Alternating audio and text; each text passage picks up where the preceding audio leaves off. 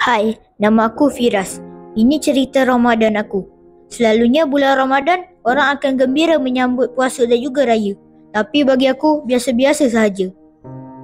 Hari ni hari pertama puasa. Ini kawan-kawan baik aku. Aku panggil 3A.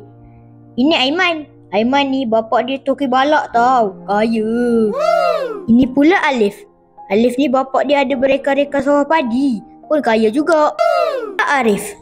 Arif ni bapak dia buka pasar raya besar tau. Bestnya jadi dia orang. Aku pula, hihihi. Aku bangga jadi anak tukar gunting rambut. Cikgu selalu puji rambut aku kemas dan jadi contoh di sekolah. Korang, ayah aku ajak berbuka dekat hotel. Tak apa, hotel 3 bintang pun tak apa. Boleh berbuka dekat hotel 5 bintang. Oh yo. Kau ni membazir lah. Mak aku masak kat rumah je. Dia nak masak sepuluh hidang istimewa. Antaranya ustaz masak merah. Makanan favorit aku.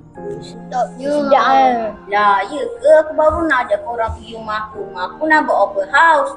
Tapi buat open house first day puasa. Bukan kena buat waktu raya ke?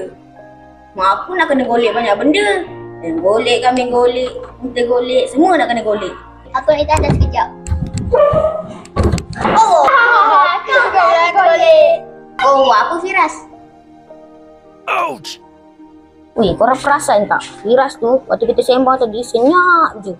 Itulah aku pun baru perasan. Daripada kita tadi dia senyap je. Apa yang dia fikirkan aku pun tak tahu. Apa golek? Apa selalu cakap golek-golek? Ayam golek, unta golek, kambing golek. Aku pula. Itu Firas je kita ajak dia berbuka. Jomlah. Weh Firas, dia berbuka kat rumah aku. Itulah, nanti mak bapak aku marah. Menyusahkan orang lain je. Lah, ya ke? Tapi terima kasihlah sebab ajak aku. Sama-sama. Nak buat apa Kak Firas? Tak tahulah. Kita tanya Cik Ibu nak. Jom.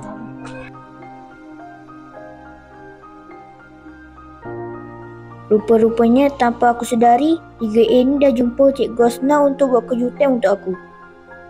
Ish, rasa bersalahnya. Semoga suatu hari nanti aku dapat belanja diorang juga. Hai, rindu aku dengan Aiman, Alif dan Arif. Sejak kejadian 25 tahun yang lepas, Ramadan dan Syawal amat bermakna untuk aku. Pasti aku akan teringatkan dengan mereka.